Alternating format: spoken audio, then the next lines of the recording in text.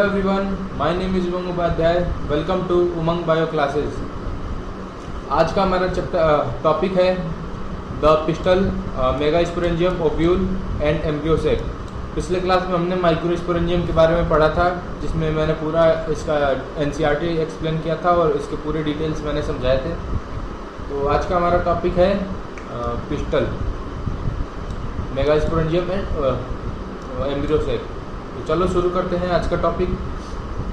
The gynoecium represent the female reproductive part of the flower. तो देखो, ये जो हम पढ़ रहे हैं ना, ये पहले हमने एंड्रोसियम के बारे में पढ़ा, जो कि था मेल रिप्रोडक्टिव पार्ट। अब हम पढ़ेंगे गाइनोसियम के बारे में, जो होता है फीमेल रिप्रोडक्टिव पार्ट। तो देखो, इसके बारे में वही लिखा है कि जो गाइनोसियम होता है वो फीमेल रिप्रोडक्टिव पार्ट को रिप्रेजेंट करता है। द गाइनोसियम में भी consist of a single pistol. Single pistol in the sense कि उसमें एक पिस्टल या कार्पल होता है। मैंने पिछली क्लास में बताया था कि पिस्टल को ही हम कार्पल बोलते हैं, ठीक है। पिस्टल को ही हम कार्पल भी बोलते हैं। देखो यहाँ पे लिखा है ना, ये तो सिंगल होगा तो मोनो, एक से ज़्यादा होगा तो उसे मल्टी, दो होगा तो डाई या बाई। तो ऐसे करके ना हम करते हैं। तीन हुआ तो ट्राई, चार हुआ तो टेट्रा। ऐसे करके हम इसमें उसका नॉमेनक्लेचर करते हैं, नाम इसको देते हैं, ठीक है। तो यहाँ पे गाइनोसियम अलग अलग तरीक़ों के से हो सकती है। पहला, अगर उसके पास एक पिस्टल है तो मोनोकार्पलरी होगा, दो पिस्टल है तो मल्टी कार्पलरी, ठीक है। When there is more than one, the pistil may be fuse together syncarpous और में बी फ्री एपोकार्पस। देखो, जब एक से ज़्यादा कार्पल होगा ना, तो वो एक साथ भी रह सकता है और अलग अलग भी रह सकता है, ठीक है। तो उसी को हम अगर एक साथ रहेगा ना, अगर फ्यूज रहेगा तो उसे हम बोलेंगे सिनकार्पस, और अलग अलग रहेगा तो उसे हम बोलेंगे एपोकार्पस। साथ साथ सिन, देखो इसमें एस है ना, एस, तो यहाँ से समझ लो साथ साथ, साथ साथ। और यहाँ पे ए है ना, तो यहाँ से समझ लेना अलग। सिनकार्पस साथ साथ, एपोकार्पस अलग अलग। देखो, ये हमारा है मेगा स्पोरेंजियम गाइनोसियम का। ये पूरा अपना गाइनोसियम है। जो यहाँ पे देख रहे हो, स्टिग्मा, स्टाइल, ओवरी और थैलेमस। थैलेमस इसमें कंसीडर नहीं होता। यहाँ पे देखो, सिनकार्पस, ओवरी, यहाँ पे ये पूरा अपना फ्यूज है ना। देखो यहाँ पे मैं तुम्हें दिखाता हूँ, पिस्टल में भी फ्यूज टुगेदर उसे हम सिनकार्पस बोलते हैं। तो यहाँ पे देखो साफ साफ दिख रहा है ना, ये पूरा फ्यूज है, ये वाला हिस्सा। तो इसका एग्जांपल हो जाएगा तुम्हारा हिबिस्कस। देखो, इसमें से बाकी के अदर फ्लोरल पार्ट रिमूव कर दिए गए हैं, सिर्फ इसमें अपना वो दिखाया गया, गाइनोसियम पिस्टल दिखाया गया मेन। तो यहाँ पे वो हो गया सिनकार्पस, और ये देखो एपोकार्पस। एपोकार्पस ये माइकेलिया है, यहाँ से तुम देख सकते हो। और ये जो है ना, इसको हम अभी बाद में डिस्कस करेंगे। ये है अपना एनाट्रोपस ओव्यूल। एनाट्रोपस जो मोस्ट कॉमन होता है एंजियोस्पर्म्स में, ठीक है। एक चीज़ तुम्हें बताना था कि ये जो, चलो इसको मैं आगे डिस्कस करता हूँ। ओव्यूल किस में पाए गए, पहले जिम्नोस्पर्म क्या होते हैं, एंजियोस्पर्म क्या होते हैं, ठीक। ईच पिस्टल है 3 part, stigma, style, ovary. The stigma serves as landing platform for pollen grain. मैंने एक बोर्ड पे लेक्चर लिया था जिसमें मैंने बताया था कि स्टिग्मा जो होता है ना, वो स्टिकी होता है, जिस पर कि पॉलन ग्रेन्स आकर के स्टिक कर जाते हैं, ठीक है। तो वही ये लिखा है, the style is elongated cylinder part beneath the stigma. देखो यहाँ पे मैं तुम्हें, देखो ये जो है ना स्टिग्मा है, स्टिकी होता है, उसके नीचे एक सिलेंडर जैसे शेप होता है, उसे हम बोलते हैं स्टाइल। देख रहे हो ये stigma, style. The basal bulge part of pistil is ovary. Bulge यानी फूला हुआ, एक तरह से बोल सकते हो। तो बेसल बल्ज पार्ट हो गया अपना पिस्टल का ओवरी। ओवरी के इनसाइड ओवेरियन कैविटीज होती हैं। जैसे ओवरी फूला हुआ पार्ट है ना, तो बाहर से, इसके बाहर आउटर स्ट्रक्चर को तो हम ओवरी बोल दिए, ओवरऑल स्ट्रक्चर को। बट जो इसके अंदर वाला स्ट्रक्चर है ना, उसे हम लोक्यूल बोलते हैं या ओवेरियन कैविटी बोलते हैं। कैविटी का मतलब होता है बायो में space, space in the sense खाली स्पेस बोल सकते हो ऐसे कैविटी। तो आओ आगे देखते हैं क्या है इसमें। Inside ovarian ovarian cavity locule हो गया। The placenta is located inside the ovarian cavity. जो प्लेसेंटा होता है ना वो ओवेरियन कैविटी के ओवरी के अंदर ओवेरियन कैविटी में होता है। Recall the definition and type of placentation do that you study in class 11th। याद है ना तुमने जो पढ़ा था, फ्री सेंट्रल, बेसल, मार्जिनल और एक और था एमपीस, ऐसे करके शेप था। बेसल हो गया तुम्हारा, फ्री सेंट्रल हो गया, एफबी शेप। तो ये 5 होते थे तुम्हारे प्लेसेंटेशंस। चलो मैं तुम्हें क्वेश्चन देता हूँ, सिट्रस में बताओ, सिट्रस में कौन सा वो पाया जाता है? सिट्रस में कौन सा प्लेसेंटेशन पाया जाता है? और प्रिमरोज, ये तुमने पढ़ा होगा क्लास 12th में, प्रिमरोज मॉर्फोलॉजी में पढ़ा होगा तुमने। प्रिमरोज एंड डायंथस, ये मैं कुछ 3 एग्जांपल्स दिया हूँ, इसमें तुम्हें ढूंढ करके बताना है कि ये जो प्लेसेंटेशन है इसमें कौन सा होता है, इसमें कौन सा होता है और डायंथस में कौन सा होता है। ठीक है, चलो और कमेंट कर दिया करो। Arising from the placenta are the megasporangium commonly called ovules. देखो जो प्लेसेंटा होता है ना अपना, ये जैसे मान लो मैं एक जनरल एग्जांपल देता हूँ, ये अपनी ओवरी हो गई, ये मान लो तुम्हारा वो हो गया प्लेसेंटेशन हो गया प्लेसेंटा, यहाँ से ना ओव्यूल निकला होगा ऐसे, यहाँ पे जो स्ट्रक्चर होगा ना वो होगा अपना ओव्यूल। ठीक है, the number of ovules in ovary may be 1। Examples ये जरूरी है, एनसीईआरटी के एग्जाम्पल्स हैं, मे बी 1 2 मेनी। 1 अपना होगा वीट, पैडी, मैंगो में, मैनी होगा अपना पपाया, वाटरमेलन और ऑर्किड्स। ये एग्जाम्पल्स याद कर लेना, इम्पॉर्टेंट है ये। इसमें से डायरेक्ट तुम्हें एग्जाम्पल दे देगा और पूछेगा कि इसमें एक ओवरी किस में होती है और बहुत सारी मैनी ओवरीज किस में होती है। ठीक है, अब आते हैं अपने नेक्स्ट टॉपिक पे जिसका नाम है मेगास्पोरेंजियम। मेगास्पोरेंजियम, देखो जो ओव्यूल होता है ना उसे हम इंटीग्यूमेटेड मेगास्पोरेंजियम बोलते हैं। जो अपना ओव्यूल होता है उसे हम इंटीग्यूमेटेड मेगास्पोरेंजियम बोलते हैं। नीचे ना इंटीग्यूमेंट्स क्या होते हैं अभी जब हम डिस्कस करेंगे।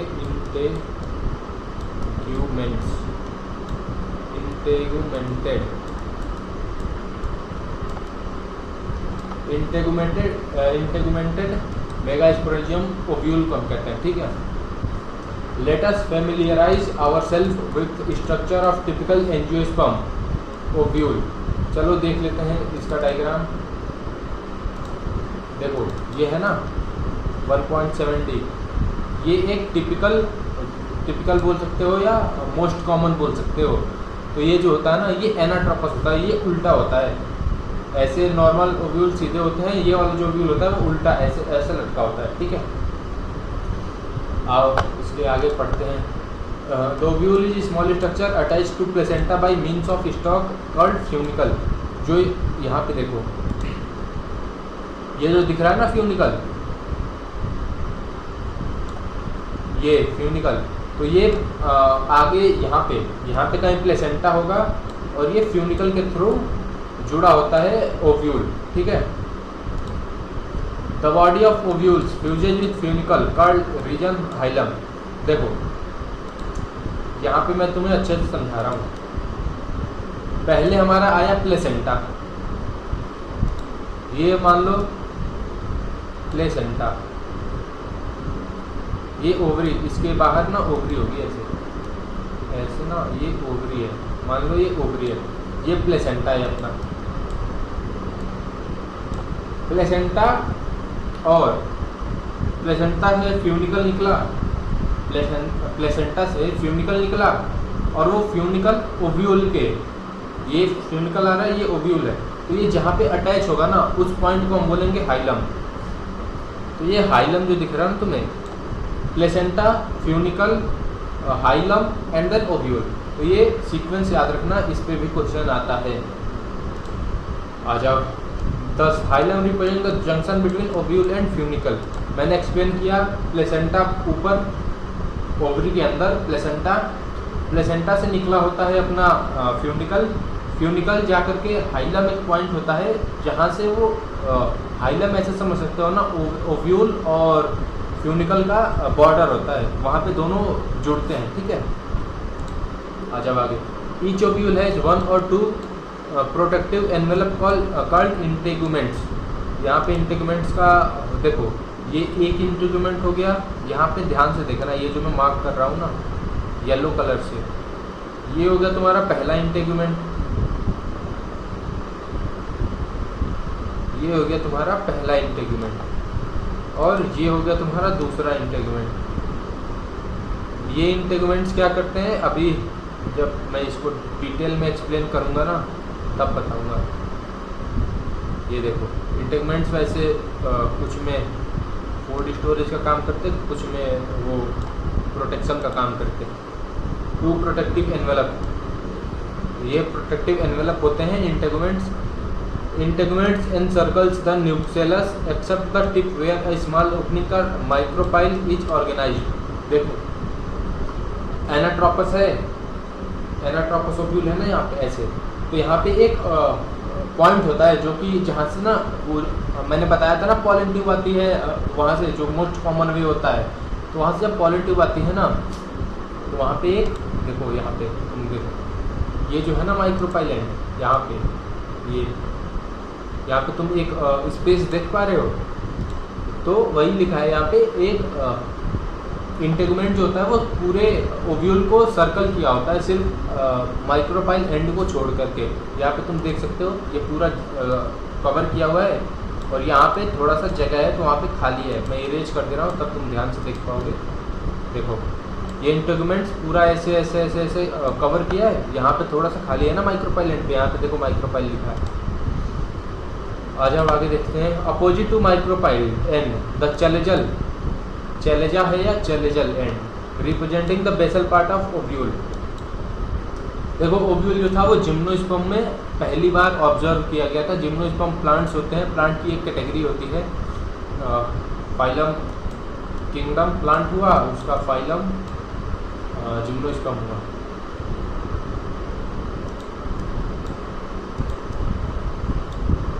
आ जाओ आगे next. enclosed within the integuments is a mass of cells called nucellus। देखो इसके अंदर ना बहुत सारे सेल्स भरे होते हैं। ये वो तो अपना एम्ब्रियोसेक हो गया। अभी एम्ब्रियोसेक मैं बताऊंगा क्या होता है। ये देखो ये जो मैं मार्क कर रहा हूँ ना पर्पल कलर से, ये होता है अपना न्यूसेलस। मैंने शायद इंटेगुमेंट्स को बोल दिया था फूड रिजर्व, तो वो उससे मैं करेक्ट करता हूँ। इंटेगुमेंट्स होते हैं प्रोटेक्टिव, न्यूसेलस होता है अपना वो फूड वाला। Of the nucellus have abundant reserve food material. Integuments होता है प्रोटेक्टिव लेयर, न्यूसेलस होता है food. Located in the nucellus is the embryo sac और फीमेल गैमेटोफाइट। एम्ब्रियो देखो ये हो गया अपना न्यूसेलस जो मैंने मार्क किया था, और ये जो ग्रीन वाला है ना, ये ग्रीन वाला है, देखो ये ग्रीन वाला है ना, ये हो गया अपना एम्ब्रियोसेक। इसके अंदर अपना होता है एक एपरेटस, पोलर न्यूक्लियाई और 3 एंटीपोडल सेल्स। चलो आ जाओ। An ovule generally has single embryo sac found from a megaspore. तो इसके अंदर एक जनरली एक एम्ब्रियोसेक होता है। एम्ब्रियोसेक और वो मेगास्पोर से बनी होती है। तो देख लो यहाँ पे ये जो मैंने मार्क किया है ना, ये होता है एम्ब्रियोसेक। इसके एक के अंदर एक एम्ब्रियोसेक होता है जनरली, बाकी कईयों में ज़्यादा भी होता है, बट इसमें एक सिंगल होता है, और ये मेगास्पोर से बनी होती है। आओ आगे। अब आते हैं हम मेगास्पोरोजेनेसिस पे। हमने पिछले क्लास में पढ़ा था माइक्रोस्पोरोजेनेसिस क्या होता है, अब हम आते हैं मेगास्पोरोजेनेसिस पे। The process of formation of megaspore from megaspore mother cell is called megasporogenesis. Megaspore mother cell से जो मेगा स्पोर्स का फॉर्मेशन होता है उसे हम बोलते हैं megasporogenesis. Ovules generally differentiate a single megaspore mother cell in the micropyle region of the nucelus. Ovules generally differentiated a single megaspore mother cell. हाँ देखो ये एक लिखा हुआ है अच्छा लाइन, इसको मैं तुम्हें अच्छे से समझा रहा हूँ।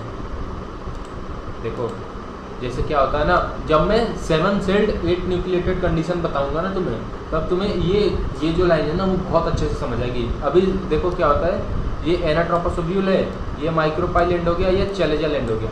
तो क्या होता है ना कि एक माइक्रोस्पोर मदर सेल जब डिवाइड करती है ना थ्रू मियोसिस, तो 1 से 4 बनाती है, ठीक है। जब 1 से 4 वो बनाएगा अपना मेगा स्पोर्स, तो उसमें से 3 जो होते हैं वो डीजनरेट हो जाते हैं। एक माइक्रोस्पोर मदर सेल से सिर्फ 1 बनता है मेगा स्पोर। बट माइक्रोस्पोर में ये था कि एक माइक्रोस्पोर मदर सेल से 4 माइक्रोस्पोर्स बनते थे, लेकिन मेगा स्पोर्स में इसका ठीक मतलब अपोजिट बोल सकते हो। इसमें एक मेगा स्पोर मदर सेल से इसमें एक ही मेगा स्पोर्स बनते हैं। जो यहाँ पे देखो जैसे ये माइक्रोपाइल एंड हो गया, यहाँ पे मियोसिस किया ये और 4 इसने बना दिया। इसने 4 मेगा स्पोर मदर सेल से मेगा स्पोर्स बना दिए 4 थ्रू मियोसिस। यहाँ पे कहीं पे लिखा होगा इसमें ये, चलो मैं आगे बता रहा हूँ। यहाँ पे देखो तो इसमें 3 जो होते हैं ना, ये चैलेजल एंड वाले ये 3 जो होते हैं वो डीजनरेट कर जाते हैं, ख़त्म हो जाते हैं। एक जो बचता है माइक्रोपाइल एंड वाला, उसमें होता है 3 माइटोसिस, तो वहाँ से बनते हैं 8 sales.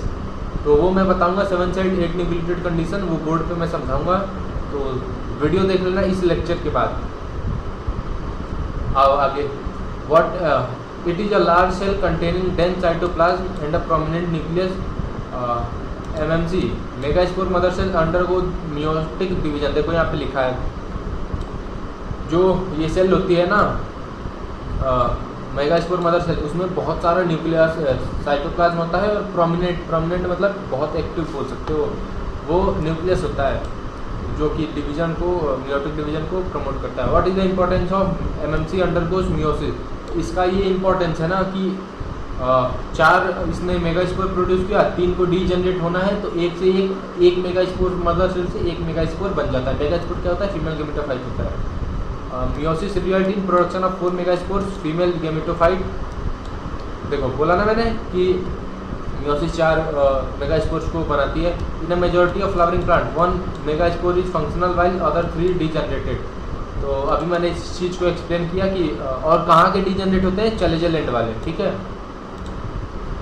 Only the function megaspore develop into the female gametophyte embryo cell. The method of embryo cell formation form a single megaspore is termed as monosporic development. जब एक मेगास्पोर मदर सेल से 1 megaspore बनेगा तो उसे हम बोलेंगे monosporic development. 1 से 1 बन रहा है, एक MMC से 1 मेगास्पोर बन रहा है तो उसे हम बोलेंगे मोनोस्पोरिक डेवलपमेंट, ठीक है। ये देखो यहाँ पे ये है 7 सेल्ड 8 न्यूक्लिएटेड कंडीशन। यहाँ से हुआ मियोसिस 1, यहाँ से होगा मियोसिस 2। मियोसिस के 2 पार्ट होते हैं, ये तुमने सेल डिवीजन सेल साइकिल में पढ़ा होगा। तो देखो ये जो 4 है ना, इसमें 1 सेल 2 सेल 3 सेल और 4 सेल, ये 4 सेल्स हैं। तो इसमें क्या होगा, ये चैलेजल एंड, यहाँ पे देखो चैलेजल, यहाँ पे माइक्रोपाइल एंड लिखा है तो इसका अपोजिट वाला हो जाएगा तुम्हारा चैलेजल एंड। तो यहाँ की ये 3 सेल, यहाँ की ये 3 सेल डीजनरेट कर जाएंगी, बचेगा एक ये माइक्रोपाइल एंड वाला। अब वो माइक्रोपाइल एंड वाला यहाँ पे आ गया, ये माइटोसिस, पहला माइटोसिस, दूसरा माइटोसिस और तीसरा माइटोसिस। 3 माइटोसिस किया इसने, 8 सेल्स बन गई। अब इसमें क्या होगा, माइक्रोपाइल एंड पे 3 सेल्स इसमें से निकल के चली जाएंगी, उन्हें हम बोलेंगे एंटीपोडल सेल्स। और जो नीचे वाली आ जाएंगी, यहाँ पे देखो चैलेजल एंड पे, चैलेंजल एंड पे जो 3 सेल्स, ये देखो यहाँ पे 4 सेल्स हैं, इसमें से एक काट दो, 3 सेल्स चैलेंजल एंड पे जाएंगे, उन्हें हम बोलेंगे एंटीपोडल सेल्स। यहाँ पे लिख रखा है एंटीपोडल सेल्स। और जो माइक्रोपाइल एंड, हाँ तभी तो पॉलन ट्यूब आकर के वहाँ पे फ्यूज करेगी। माइक्रोपाइल एंड पे जो सेल्स आएंगी वो बनाएंगी, उसमें से 2 बना देंगी, 3 मिल करके एग एपरेटस बनाएंगी, 2 हो जाएंगी उसमें से सिनर्जिड सेल्स, एक होगा उसमें से ओव्यूल या एग, ओवम, ओव्यूल नहीं, एग या ओवम। और बची 2, जैसे मान लो यहाँ से 3 बना दिया अपना एग एपरेटस, और ये एक और ये एक, ये बना देंगी 2 पोलर न्यूक्लियाई, ठीक है। अब ये तुम्हारे लिए क्वेश्चन है, एनाट्रोपस ओव्यूल में मैंने तुम्हें बताया ना, इंटीगुमेंट्स, न्यूसेलस और अपना बाकी के स्ट्रक्चर्स जो थे, एम्ब्रियोसेक हो गया, पोलर न्यूक्लियाई हो गया, एंटीपोडल सेल्स हो गई और सिनर्जिड सेल्स हो गई, एच सेल्स हो गई, इनकी प्लॉइडी लेवल तुम्हें कमेंट करना है। मैं चाहता तो तुम्हें बता सकता, बट तुम खुद भी कमेंट करो, इसलिए मैंने पहले ही यहाँ पे लिख दिया था कमेंट योर आंसर।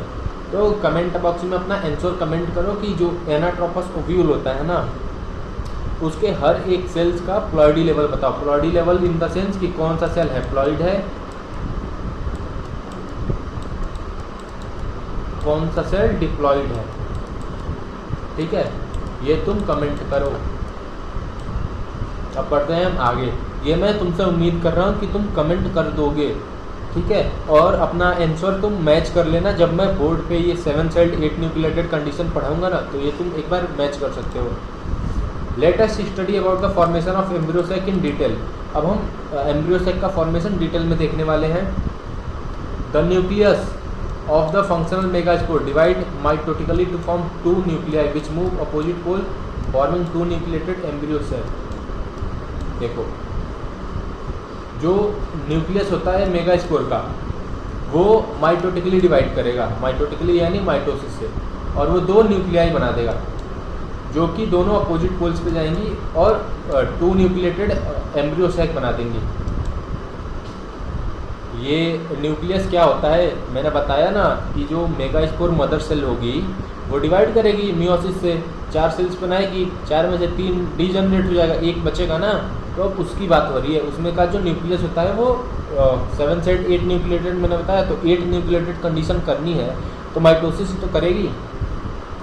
यहाँ पे आ जाओ, 2 मोर सिक्वेंशियल माइटोटिक इवेंट। यहाँ पे एनसीईआरटी की लाइन देखो, यहाँ पे इसने कैसे छुपा करके लिखा है। क्वेश्चन आता है कि कितने माइटोटिक डिवीजन होते हैं मेगास्पोर्स में, मेगास्पोर्स मदर सेल से 7 सेट 8 न्यूक्लिएटेड कंडीशन बनाने में कितने माइटोटिक डिवीजन होते हैं। तो यहाँ पे तुम देख सकते हो कि 2 मोर सिक्वेंशियल माइटोटिक न्यूक्लियर डिवीजन, यानी 2 और यहाँ पे 1 पहले से होता है, तो टोटल 3 माइटोटिक डिवीजन और 1 meiotic division, 1 meiosis 2 mitosis. Result in the formation of 4 nucleated and later 8 nucleated stage of embryo cell. It is of interest to note that these mitotic division are not strictly free nuclear, that is nuclear division are not followed by immediate cell wall formation। समझ रहे हो इसका मतलब? इसका मतलब ये है ना कि नॉर्मल सेल्स क्या करती हैं कि डिवाइड की, अपना साइटोकाइनेसिस हुआ, उसमें आगे के सेल वॉल बन जाती है। एनिमल सेल में सेल वॉल नहीं होता है, प्लांट सेल्स में होता है, तो इसलिए सेल वॉल इसमें बन गया। सेल वॉल क्या होता है, टफ लेयर होता है जो प्रोटेक्शन प्रोवाइड करता है इसमें, और फ्रीली परमिएबल होता है। लार्ज मॉलिक्यूल्स जो बहुत ज़्यादा लार्ज मॉलिक्यूल्स होते हैं उन्हें नहीं आने देता, बट नॉर्मल मॉलिक्यूल्स को आने देता है, अलाउ करता है पास करने के लिए। After the 8 nucleated stage cell wall are let down by leading to the organization of typical female gametophyte और एम्ब्रियो सेल। तो वही है कि 8 न्यूक्लिएटेड के बाद सेल वॉल, जो सेल वॉल्स होती हैं वो लेट डाउन हो जाती हैं और टिपिकल फीमेल गैमेटोफाइट बन जाता है, ठीक है। Observe the distribution of cells inside the embryo cell 1.8 PC। Okay, हमें इसके आगे मैंने इसका डायग्राम लिया है, तो अभी हम नॉर्मली पढ़ लेते हैं। एक और डायग्राम था 1.8B, अब मैं तुम्हें डायग्राम दिखा देता हूँ। देखो 1.8B, 1.8 का B, ये देख रहे हो ना, मैंने तुम्हें पहले ही एक्सप्लेन कर दिया है, ठीक है। 6 of 8 nuclei are surrounded by cell wall and organized into cells. The remaining two nuclei called polar nuclei situated below the egg apparatus in a large central cell. Large central cell in the sense तुम्हारा ये हो गया, ठीक है। ये जो दिख रहा है ना लार्ज सेंट्रल, ये बाहर वाला नहीं अंदर वाला, ये जो है ना, इसमें तुम्हें मैं जो क्वेश्चन पूछा था ना कि प्लॉइडी लेवल बताओ, इसका प्लॉइडी लेवल बताना, पोलर न्यूक्लियाई का, सेंट्रल सेल का, एग का, सिनर्जिड का। फिलीफॉर्म ऑपरेटस ये होता है ना कि वो कुछ रिलीज करता है और केमिकल्स, ऑब्वियस सी बात है, और वो पॉलन ट्यूब को ना अपने ओर अट्रैक्ट करता है, और उसमें से क्या होता है ना कि यहाँ पे एक पॉलन ट्यूब फ्यूज हो जाती है और एक सिनर्जिड खत्म हो जाता है और एक से जाकर के दूसरा मिल गैमेट अपना फर्टिलाइज करता है। ये मैं आगे बताऊँगा पॉलन पिस्टल इंटरेक्शन में। There is a characteristic distribution of cells within the embryo sac. 3 cells are grouped together at the micropyle end and constitute the egg apparatus, मैंने बता दिया है। egg apparatus in turn consist of 2 synergids, 1 egg cell, मैंने पहले ही explain किया। The synergids have special cellular thickening at the micropyle end tip called filiform apparatus, which play an important role in guiding the pollen tube। मैंने अभी just 1 minute पहले बताया कि जो यहाँ पे देखो ये जो दिख रहा है ना तुम्हें फिलीफॉर्म अपरेटस, फिलीफॉर्म अपरेटस तुम देख पा रहे हो, फिलीफॉर्म अपरेटस यहाँ पे लिखा है ना फिलीफॉर्म अपरेटस। तो देखो अब तुम मैं डिटेल में एक्सप्लेन कर रहा हूँ यहीं पे, बाद के लिए छोड़ो, बाद में बनाऊंगा, बट अभी डिटेल में देखो क्या होता है। स्टिग्मा पे पॉलन ग्रेन आया, पॉलन ट्यूब बनी, पॉलन ट्यूब अपना माइक्रोपाइल एंड पे आई, यहाँ पे माइक्रोपाइल एंड पे आई। माइक्रोपाइल एंड पे आने के लिए उसे कुछ तो रास्ता बताने वाला कोई होगा ना कि यहाँ पे आओ, तो फिलीफॉर्म अपरेटस ना कुछ केमिकल्स रिलीज करती है, उसे वो पॉलन ट्यूब सेंस करते करते यहाँ तक आता है और फ्यूज करता है किसी एक सिनर्जिड से, किसी एक सिनर्जिड सेल से ना वो पॉलन ट्यूब फ्यूज करता है। अब जब फ्यूज करेगा तो वो सेल टूट जाएगी, खत्म हो जाएगी, और बचा एक सेल, वन सेल। तो वन सेल और ऊपर जो है हमारा एग सेल, एक ओवम। तो वहाँ पे जाकर के देखो पॉलन ट्यूब 2 मेल गैमेट्स लेके आता है, 2 मेल गैमेट्स में एक मेल गैमेट फ्यूजन में टूट जाएगा, खत्म हो जाएगा, दूसरा जो मेल गैमेट होगा वो जाकर एग को फर्टिलाइज कर देगा, ठीक है। तो यहाँ से हमारा ये वाला कॉन्सेप्ट क्लियर हो गया, ये जो गाइडिंग द पॉलन ट्यूब वाला है ना, ये वाला हमारा कॉन्सेप्ट क्लियर हो गया। 3 cells are at the chaligeal end called antipodal cell. The large central cell and mentioned early has 2 polar nuclei. Thus a typical angiosperm maturity, ये एक लाइन बहुत ही इंपॉर्टेंट है, at maturity 7 celled 8 nucleated, ये वाली condition तुम्हें याद करनी है। इसके बाद तुम जाना NCERT एक बार पढ़ना, ये सारी की सारी लाइन्स तुम्हें NCERT में एज इट इज़ मिलेंगी, ठीक है। अब आगे बढ़ते हैं, ये हमारा हो गया। अब हमारा टॉपिक आता है, देखो हमने पहले मेल रिप्रोडक्टिव पार्ट्स के बारे में पढ़ा, स्टिग्मा एंथर फिलामेंट कनेक्टिव पढ़ा, माइक्रोस्पोरोजेनेसिस पढ़ा, पॉलन ग्रेन्स के बारे में पढ़ा, पॉलन टैबलेट, पॉलन सिरप, गुहा एंड पैसरी का हमने पढ़ा था, एंड्रोजेनिक प्लांट्स। उसके बाद हमने मेगास्पोरोजेनेसिस पढ़ा, स्टिग्मा स्टाइल ओवरी पढ़ा, carpel pistol, monocarpellary pistol, multi carpellary. उसके बाद हमारा टॉपिक आता है पॉलिनेशन। पॉलिनेशन क्या होता है? पॉलिनेशन देखो, जो मेगास्पोर और माइक्रोस्पोर से पॉलन ग्रेन्स बन गए, तो पॉलन ग्रेन्स एंथर से निकल के और स्टिग्मा तक आने वाला थ्रू एनी क्या बोल सकते हो उसे, वेक्टर, या जैसे अब हनी बी हो गया या फिर ये सब हो गया ना, थ्रू एनी मीडियम, उसे हम बोलेंगे stigma of pollen grains from anther to the stigma of pistil, उसे हम बोलते हैं पॉलिनेशन। तो यही लिखा है in the preceding section, you have learn the male and female gametes in following flowering plants, okay, are produce in the pollen grain and embryo size respectively. इसका मतलब समझ रहे हो? रिस्पेक्टिवली जब लिख देना तो ऐसे समझना, pollen grain male gamete, female gamete embryo से, okay. As both type of gametes are non-motile, दोनों गैमेट्स जो होते हैं नॉन मोटाइल होता है। हमारे केस में बताओ क्या होता है, हमारे केस में ह्यूमंस के केस में तुम्हें मैं कुछ ऑप्शंस दे रहा हूँ। ह्यूमंस के केस में होमोगैमिट होते हैं, हेट्रोगैमिट होते हैं, आइसोगैमिट होते हैं, या ऊपर के कोई नहीं होते। कमेंट में अपना आंसर ज़रूर पिन करना, कमेंट कर दो, मैं उसे अगर सही हुआ तो मैं पिन कर दूंगा। They have to be brought together for fertilization to occur. अब इन दोनों को ना आप अपने आप से तो आ नहीं सकते, नॉन मोटाइल होते हैं। Non motile in the sense कि खुद से चल नहीं सकते, तो इन्हें आपस में मिलाने के लिए कोई तो वेक्टर चाहिए बीच में। हाउ इज दिस अचीव्ड, ये दोनों मिलते कैसे हैं? Pollination is the mechanism to achieve this objective. Pollination एक ऐसा मैकेनिज्म है जिसकी वजह से एंथर का निकला हुआ पॉलन ग्रेन स्टिग्मा पे आकर के चिपक जाता है और उसके बाद फर्दर फर्टिलाइजेशन का प्रोसेस शुरू होता है। देखो ये जो डेफिनेशन है ना, इसको सेम टू सेम तुम अपने नोटबुक में लिख लो। ये जो मैंने हाईलाइट किया ना, ये इसको तुम सेम टू सेम अपने नोटबुक में लिख लो। बोर्ड से में अगर पूछेगा पॉलिनेशन तो ये तुम कर देना, और इसके टाइप्स लिख देना, कौन कौन से टाइप्स होते हैं वो लिख देना, तुम्हारे पूरे मार्क्स बने हैं। Transfer of pollen grain said from anther to the stigma of a pistil is term pollination. मैंने अभी तुम्हें बताया, समझाया। Flowering plants have evolved an amazing array of adaptation to achieve pollination. They make use of external agents. मैंने vector बोला, यहाँ पे agent लिखा है, बात सेम है। देखो एंथर से पॉलन ग्रेन निकला, अब वो किसी एजेंट के थ्रू स्टिग्मा तक आएगा, और उस प्रोसेस को हम नाम देंगे पॉलिनेशन। और इस चीज़ के लिए ना प्लांट्स बहुत डेवलपमेंट किए हैं, तो पॉलिनेशन बहुत सारी एडाप्टेशंस लिए हैं, वैसे वैसे सिचुएशंस आए होंगे, वैसा इन्वायरमेंट आया होगा, तो उसके वजह से प्लांट्स बहुत सारे वो एडाप्टेशंस लिए हैं। ठीक है, can you list the possible external agents. चलो ये मैं तुम्हें वो देता हूँ होमवर्क, ठीक है। अब ये तुम्हें करना है क्योंकि मैंने पहले ही लिख रखा है कमेंट योर आंसर। अब तुम्हें कुछ मैं टर्म्स बता रहा हूँ, उसका तुम्हें आंसर करना है। मेलेकोफिली,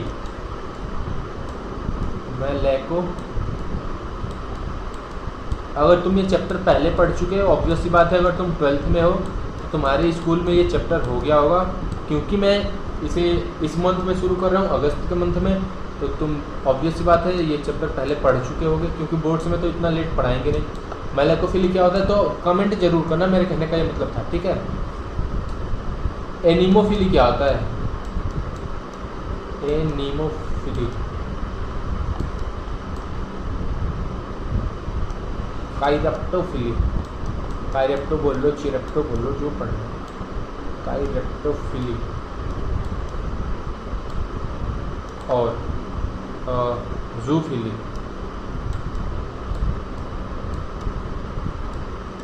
ये जो मैं क्वेश्चन तुमसे पूछता हूँ ना, ये क्या बोलते हैं कि एग्ज़ाम्स में आने के ना इसके चांसेस बहुत ज़्यादा होते हैं। और तुम्हें एक और बताना है, जो इंसेक्ट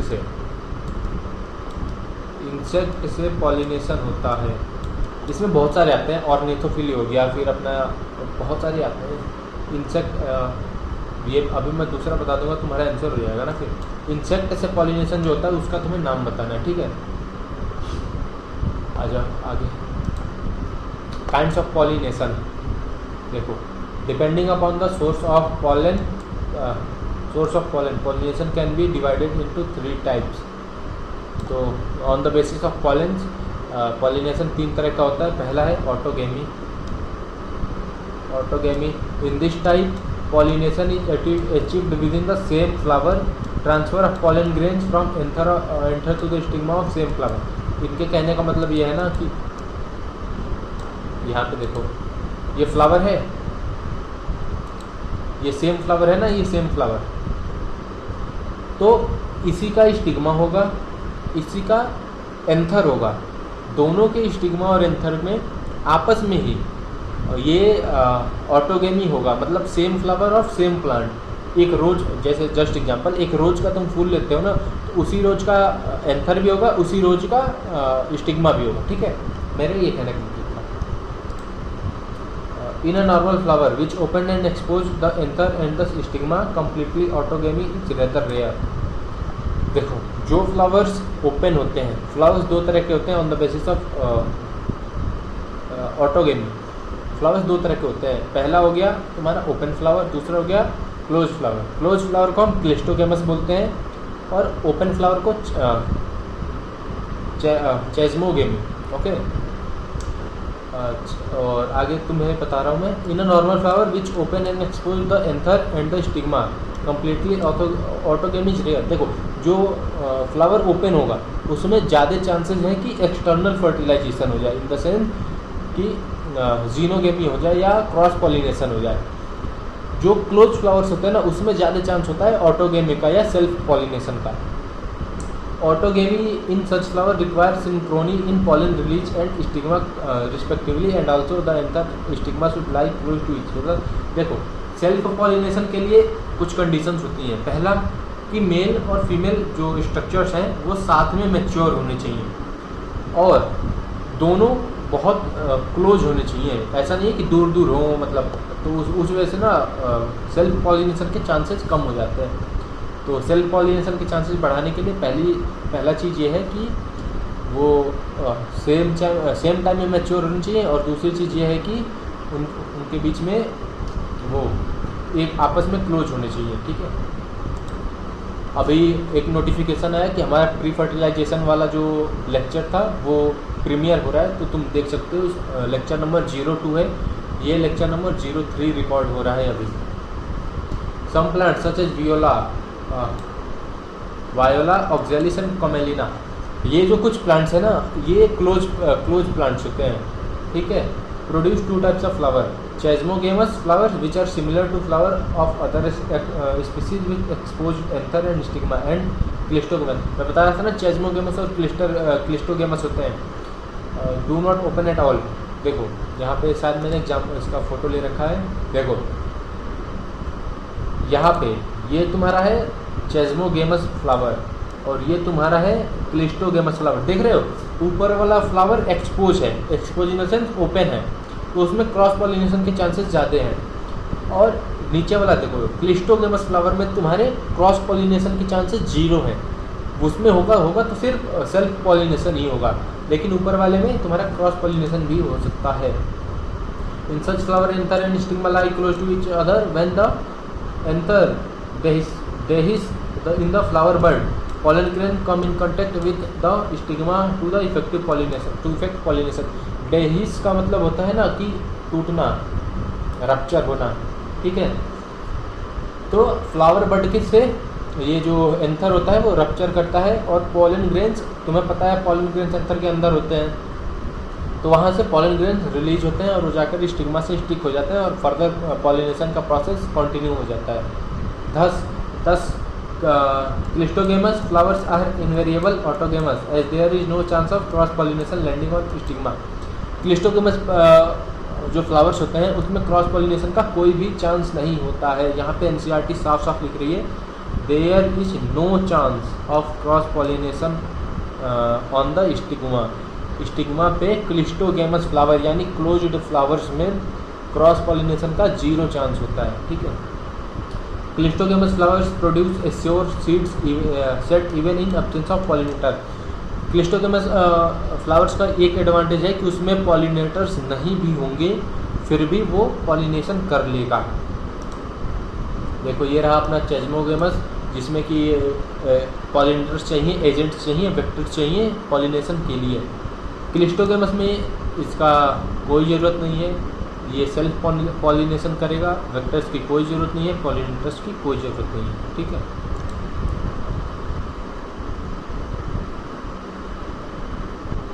अब तुम बताओ क्लिस्टोगेमस, ये मैं एक्सप्लेन करने वाला हूँ, बट तुम अपने दिमाग में सोचो कि क्लिस्टोगेमी होना एडवांटेज है या फिर डिसएडवांटेज है टू द प्लांट्स, और क्यों है।